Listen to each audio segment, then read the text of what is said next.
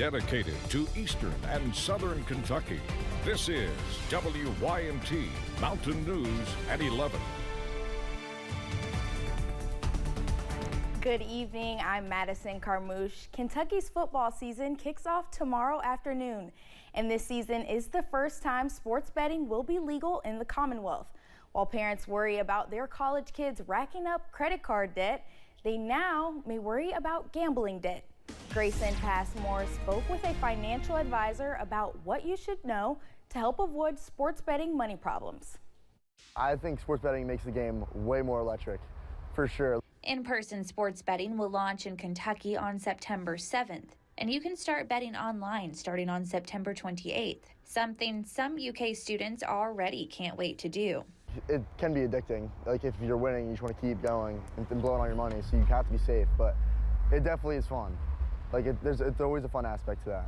And if you are going to bet or gamble, it's actually that idea of setting a limit for yourself ahead of time that financial advisors really recommend. If you want to gamble some for enjoyment, don't overdo it and be ready to walk out after a specific dollar amount of losses. For myself and my kids, it's $20. C. Kelly Buckley is the managing principal of Spectrum Financial Alliance. He's advising that parents take the time now to talk about sports betting with their college-age kids especially. Kids are being issued credit cards with never having any work experience, dependent on their parents' income, and then it becomes magic money. And that may seem free, but obviously there's going to be a piper to be paid at the end of the day. Buckley says the ability to now place bets right from the palm of your hand may become too enticing at times for young people to stop. It's absolutely, positively guaranteed to cost you money in the long run, even if you win in the short run. So don't play odds that guarantee you're going to lose your money. In Lexington, Grayson Passmore, WKYT. Kentucky became the 37th state to legalize sports betting when it was signed into law on March 31st. Tomorrow's kickoff will mark the first time alcohol sales will be allowed inside Kroger Field for a UK football game. Beverages will include beer and seltzer products. Sales will have a limit of 2 per transaction, and you will need your ID. One UK fan says he hopes people drink smart and stay safe. If you're going to drink alcohol inside of the stadium, just don't let it get out of hand. There's children around, you know, children attend with their other family members, and they didn't come for things to get wild and out of hand. For alcohol sales, that will conclude at the end of the third quarter. As we enter the Labor Day weekend with gatherings, festivals, and sporting events scheduled, Dr. John Jones with Primary Care Centers of Eastern Kentucky says folks need to be aware as they have seen an uptick of strep and COVID patients visit their office. And some of the people to test positive were dealing with extremely mild symptoms. Runny nose, a cough, you feel some drainage, maybe you're feeling just a little fatigued and run down and you know something's just not right. Those would be things that you still should trigger you to say, well, maybe I should just test to be sure, especially if you plan on getting together with friends and family through the weekend. Dr. Jones says it is important to stay up to date on your vaccines as well, adding that now is typically the best time for people to start getting their flu shots.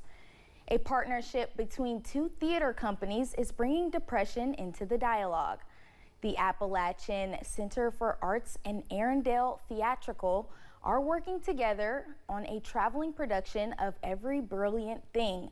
The play is a one-man show about finding the little things that are worth living for. Really wonderful, because really, for me, that's my basis of, therapeutic approach, is just let's look at the things that we're hopeful for, the reasons for living. All performances will be followed by an audience Q&A with the director, an actor, and a professional from Eastern Kentucky University's Psychological Clinic. At the start of the school year, all schools in Letcher County were back in their original buildings following the July 2022 flood. But officials say they still have a long way to go. Assistant Superintendent Josh Yantz says they are expecting the total number of renovations to cost approximately $20 million. He says they are still adding finishing touches to some of the buildings. When it first hit, we were thinking, that's astronomical. But now you're 12 million in and you're like, well, I still see a lot of work, you know, of things that to be done. You know, when you look at roof projects are $1 million to put on a roof on a building. And, you know, and furniture, to replace furniture's, you know, $250,000 to, you know, $800,000 for furniture. I mean, you know, you can see how it adds up quickly. In addition to minor renovations at some schools, Yantz says they still have yet to touch the Alternative Learning Center. He adds that they hope renovations are complete by next school year. Remembering the history of coal is important for many Eastern Kentuckians, and some folks are working hard to keep those memories alive. The David A. Zeger Coal Railroad Museum in Jenkins has many mining artifacts and documents, along with new Memorial Museum curator Kathy Hughes saying mining is close to the heart of the people in the area. Even though the coal has declined, people that grew up in coal communities and have relatives that were coal miners, they know the purpose of coal, and we're going to need fossil fuels. The museum is open every day except Monday. Hughes also says they will soon host a celebration of the museum and coal history. The Pikeville City Commission announced its newest city manager will be Reggie Hickman. Hickman is currently serving as the Pike County Deputy Judge Executive. Before being Deputy Judge Executive, Hickman was the president and COO of Brock McVeigh Company. He is originally from Pike County and went to Eastern Kentucky University. Hickman will begin his role as city manager later this month.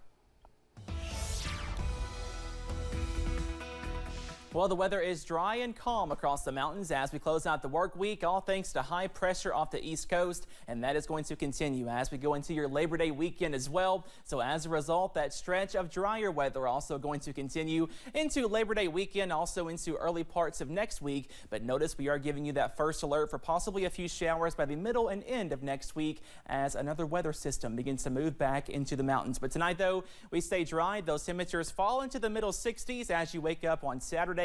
And a nice Labor Day weekend is on tap. Let's time this out. Plenty of sunshine on Saturday. Temperatures back in the middle to upper 80s. So once again, we are warm as we kick off the weekend. Same story into tomorrow night. Also, as you wake up on Sunday, those temperatures back in the 60s. And once again, we're back in the upper 80s, possibly lower 90s, though, by Sunday afternoon as some above average temperatures are set to return. However, if you're heading up to Lexington tomorrow for the game against Ball State and UK, we do stay dry under plenty of sunshine. Temperatures back in the middle to upper 80s, so a warm day on tap, but a nice day is on tap for some college football. The big story into next week for the first full week of September. More heat is on the way for much of the country. As you can see, all of us in that red color, that means above average temperatures are set to continue. Here is a look at your Community Trust Bank 7-day forecast where the weekend is always in view.